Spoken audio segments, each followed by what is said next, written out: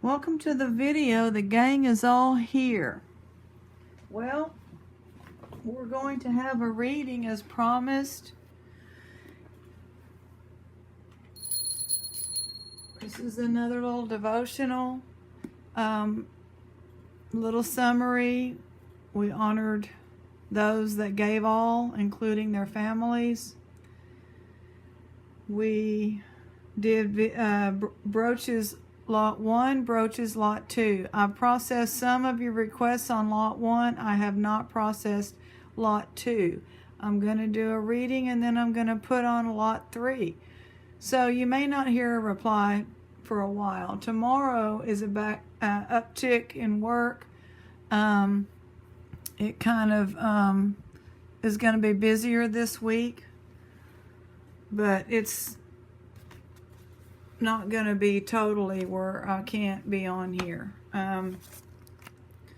A child, a cat, and a king. A wise choice of wins. Hazel Josephine Barron. The way I found her is I have one of her books that was thrown in the thrift store dumpster, and I read it, and wow. And then I purchased this book, and I don't know how many more she has. She's no longer alive. Tutankhamun's tomb stands in the Valley of the Kings, not far from the banks of the Nile. The fabulous artifacts found with him in the 1920s have long since been taken away, but we were told that the boy king still lies in the silence and isolation of that place. It seems so right that he should be there rather than becoming just another in the lineup of dusty mummies in the city museum. It also seems right that a little black cat should be entombed along with her artifacts in a field overlooking the banks of the Blanco River where she lived and played. I'm not going to make it through this.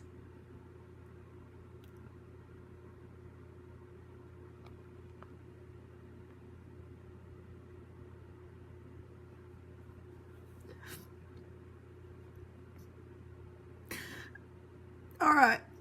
Artifacts for a cat? Yes.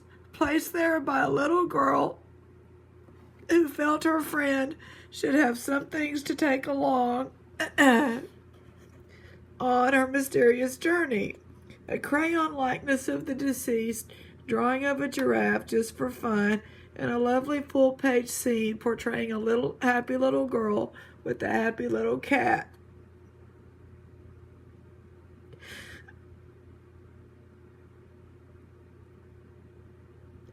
A yellow sun beaming happily over all. Then, so her friend would have things to play with, a drawing of a tic-tac-toe game and a string of brightly colored interlocking plastic blocks. There was a special poignancy in this relationship between child and animal. When the little girl was 3 years old, a daycare friend named Justin was stricken with meningitis. This just gets worse. This gets worse and worse. It was gone in a matter of hours. She never forgot him. A year or so later, when a small black cat strayed into our lives, she promptly named it Justin. A little too promptly, as it turned out after closer examination, but the delicate situation was quickly resolved by changing the name to Justina.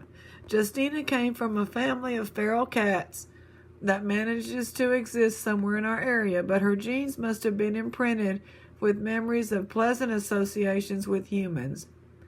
She loved being picked up and petted and learned that curling up against the warm belly fur of our resident collie made for wonderful catnapping. She never grew much physically beyond kitten size and sometimes became distressingly thin, even though food was always made available for her. She retained the wariness of a feral cat, approaching us only after careful identification, and even then sent running by unexpected movements.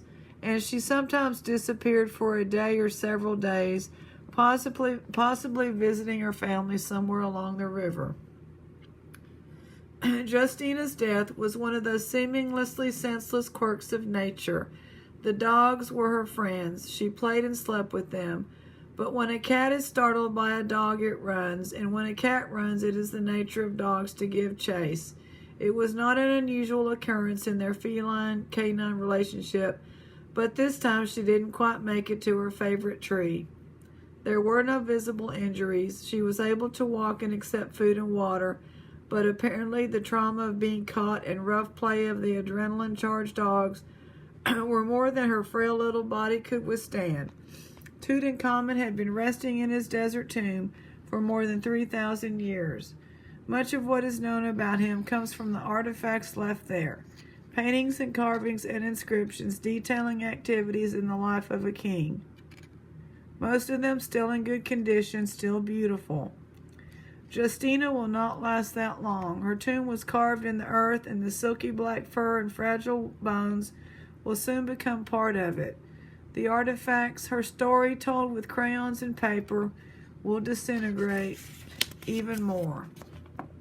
Will someone still have to follow them around screaming, "No, no, don't do that"?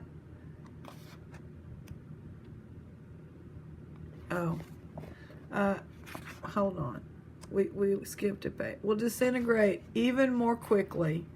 No prospects for an archaeologist's dig. Of course, there are the bright-colored plastic blocks. I have tried and failed to find some deep meaning in the probability that they will outlast both Justina and the lifetime of the little girl who gave them to her. There is a lot of distance between a boy king in Egypt and a small black cat in Texas, in miles, in status, many centuries apart in their lives on Earth. The only shared factor is in the artifacts created and placed in the respective tombs as visible symbols of grief and affection. Gold-encrusted bows and arrows for a king who loved to hunt, a paper tree for a cat that loved to climb. The ceremonial burial of the cat reflected a child's faith that her gifts would make Justina happy. Just as the pink satin heart she once attached to a tree limb for Justin reflected her faith that it would somehow transcend time, distance, and death to give him her message of remembrance. Wow. Well, when we laid Olivia to rest, I made sure that she did not have on her collar, because when I'm no longer here and the house is sold, that'll be probably 30, 35 years from now, or maybe sooner, but in a perfect world, I don't want a metal detectors coming and deet and digging up the collar, because I've metal detected this property, and there's been an old house site, and I did come across like a dog tag. It was not attached to a collar. And then I realized that many animals have probably been buried on this property, and I don't want to be digging them up. In this one area of the extra lot area, there's like a stone, a flat stone, for no reason, and I believe that's probably where one of their dogs was buried. The former people lived here a long time before they moved to Houston with their kids and reluctantly sold this house. She's wrapped in her blanket, which should decay with her, but it's going to take a long time.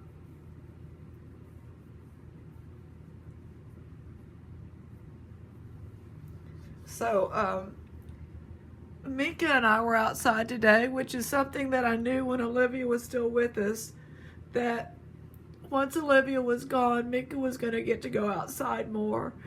I couldn't do it with Olivia here because, first of all, in the end, we were taking care of her every minute, which was fine. But she also got stressed out when Mika was outside. And sometimes Mika would get out of the door, and Olivia, we'd have to get Olivia when she was well and say, Mika, Mika. And so she would round her up like a border collie will do. Mika would just give up and stop. And then I would get over there. She never would put her mouth on her at all. She would do the body blocking, like go right in front of where she was trying to go and circle around her until Mika just squatted like, okay. And then I would say, good girl, and pick up a Mika. Well, I think it was yesterday was the first day I decided to put Mika she's got a little harness, pink. It's cute. We had to make it a little bigger because she gained some weight, but we put a harness on her. And I still have it clipped to Olivia's collar and long leash to give length. And so that's nice that I'm still able to use that. And we went outside and she just loves it.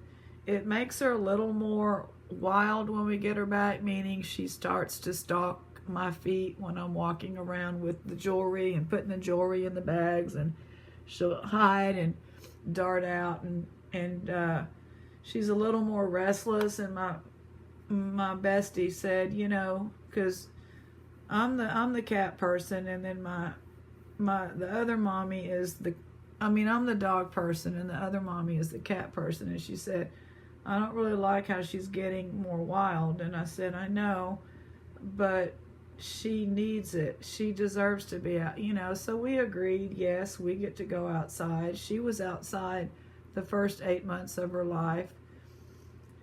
And so she's going to go out. But the thing is, she's going out with her harness, and I'm going out there to sit with her with my cup of tea. And when she gets to stretching it all the way out, I get up and we move it. And today she got right up against the house and sniffing for grass and trying to, you know, she can smell the birds that have been to the bird feeder. She can smell the squirrels, and she comes alive, and she needs that. And then she gets real tired too, which is a bonus. So I'm like, well, she does get real tired for a while. Anyway, I really did not expect that. That caught me way, way off guard. All right, we're coming back. That's your reading. It was requested. Coming back with part 3 of the brooches.